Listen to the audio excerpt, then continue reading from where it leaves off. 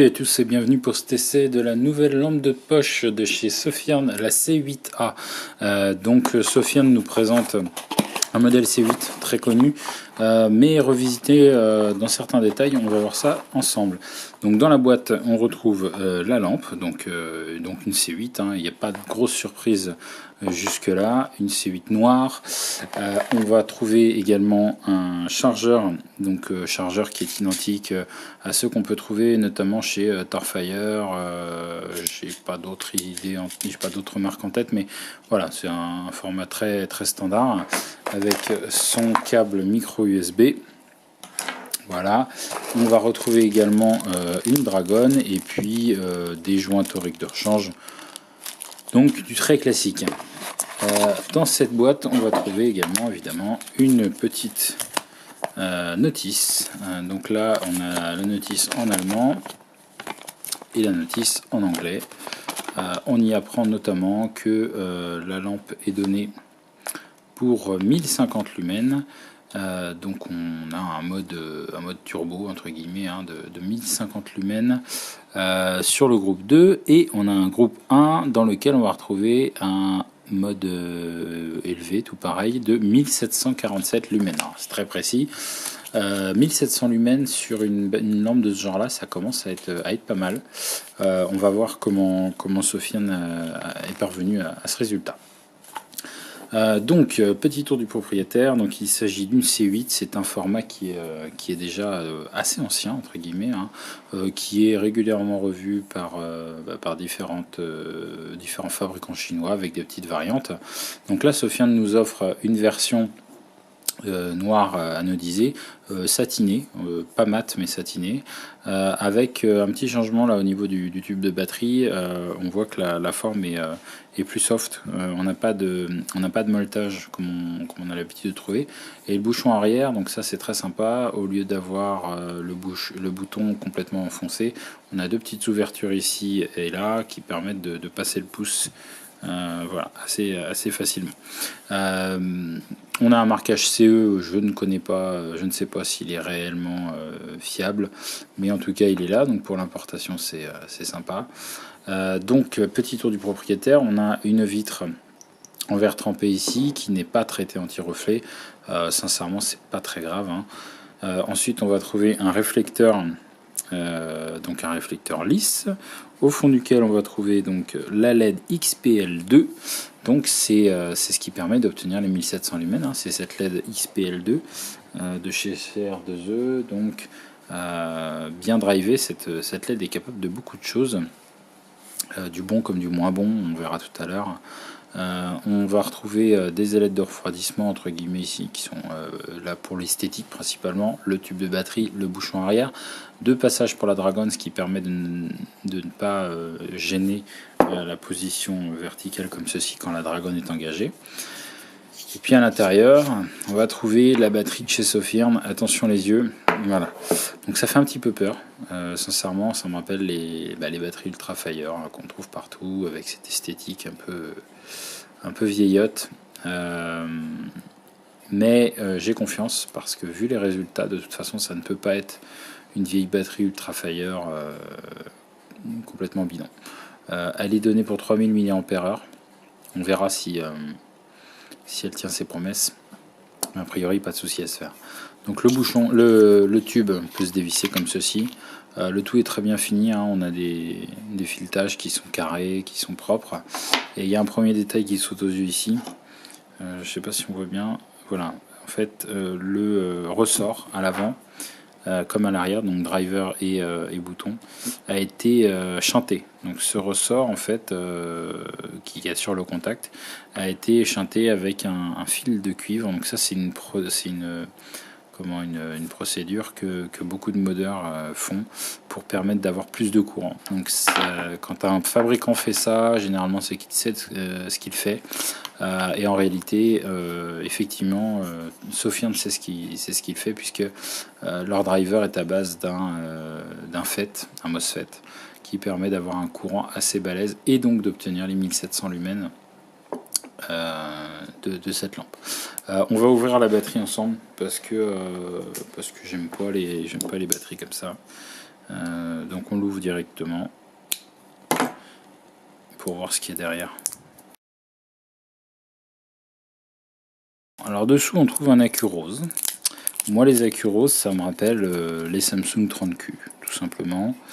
Donc les Samsung 30Q, alors si c'en est réellement un, c'est une très bonne nouvelle parce que déjà c'est Samsung, donc c'est une bonne marque d'accu et les 30Q sont capables de délivrer quelques dizaines d'ampères sans trop de problèmes, ou en tout cas au moins 10 ampères sans trop de problèmes.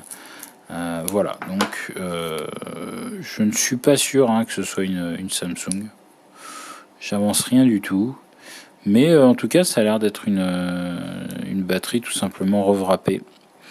Je vous en dirai plus, mais les premiers tests que j'ai vus sur les forums, a priori, on part sur un accu qui fait effectivement ses 3000 mAh et qui est capable de délivrer une bonne dizaine d'ampères sans problème.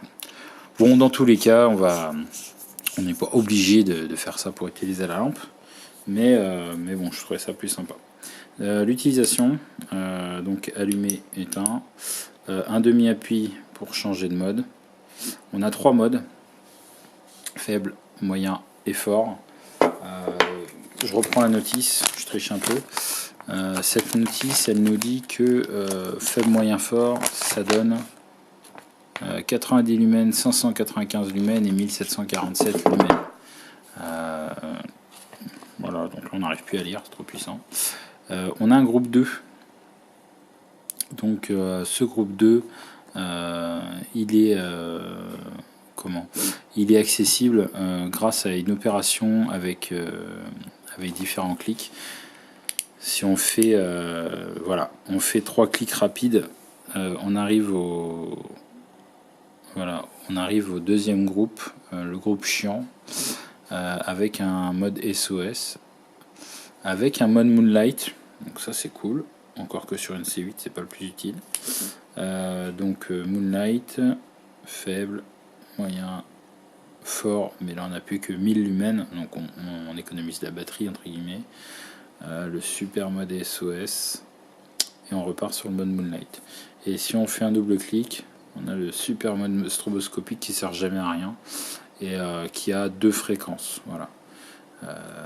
Bon, vous l'utilisez si vous voulez, moi j'en ai pas besoin. Donc on fait 3 clics rapides comme ceci, et là on retombe sur le groupe 1, donc faible, moyen, fort. Bon, a priori pour moi le plus utile. On switch assez rapidement entre les modes sans trop de problèmes. Si on fait un double clic rapide, comme ça, voilà, stroboscope. Dans les deux groupes, de toute façon. Donc 1, 2, 3. Oh là là. Ah, il faut les faire vraiment rapidement. Voilà, là on est en groupe 2 avec le mode Moonlight et le SOS qui sert à rien. On va faire un petit tour dehors pour voir ce que ça donne. Voilà, donc on se retrouve dehors pour la suite de la vidéo. On va voir ensemble la portée de cette lampe. Donc là je suis sur le mode faible. On va essayer de faire la mise au point. Donc le mode faible, on voit qu'on a une portée d'une dizaine de mètres.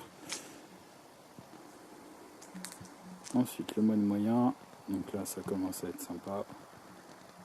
Là on est sur une portée classique d'une C8. Voilà. Alors le faisceau est assez concentré, pour autant on pourrait avoir une intensité plus grande, un faisceau un peu plus étroit. Là c'est pas le cas parce que la plupart des C8 aujourd'hui utilisent une XPL High Intensity, donc sans dôme, ce qui permet d'avoir un faisceau plus concentré. Là, Sophie en a fait le choix sur la C8A, il y a d'autres variantes, mais sur la C8A, ils ont fait le choix d'utiliser une XPL2, donc un dôme, et puis qui a une surface de phosphore un peu plus grande. Ça permet d'avoir un faisceau plus large, mais d'avoir plus de lumens. La version XPL ne donne que 1050 lumens, je crois. Celle-ci, elle monte à 1700, donc voilà. Donc là, on a les 1700 lumens.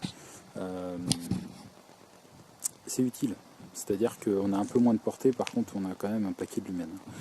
Sincèrement c'est un bon compromis quand on ne cherche pas la distance, quand on ne cherche pas à éclairer à 500 mètres.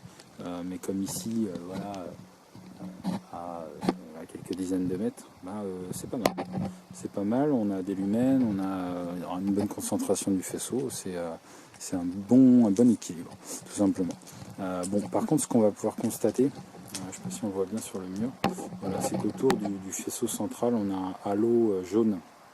Donc ça, c'est vraiment typique de la XPL2 et de la XPG3 aussi d'ailleurs, en tout cas de toutes ces nouvelles LED qui ont une couche de phosphore qui est sur l'entièreté de la LED et qui dépasse en fait du dôme, entre guillemets. Quand on fait pas la chasse au faisceau parfait sur un mur blanc, c'est pas très grave. Mais voilà, donc cette C8, ma foi, elle est de très très bonne qualité. Elle est quand même très puissante et c'est assez impressionnant pour une lampe d'origine de savoir que Sofirn a utilisé un driver à base de MOSFET. Donc je conseille, vu le prix, je conseille sincèrement l'achat. Voilà, donc vous avez pu voir cette C8A de chez Sofirn en action dans le jardin. Quand je dis que je conseille, c'est vrai. C'est pas, je reçois rien en échange. De toute façon, la lampe, je l'ai. À ce prix-là, je crois que on est sur Amazon là. 28 € livré, stock en France, donc vous l'avez rapidement. À ce prix-là, vous avez une lampe, un écu, un chargeur, avec 1700 lumens, une super portée, une finition d'enfer. Ouais, ça vaut le coup. Ça vaut le coup.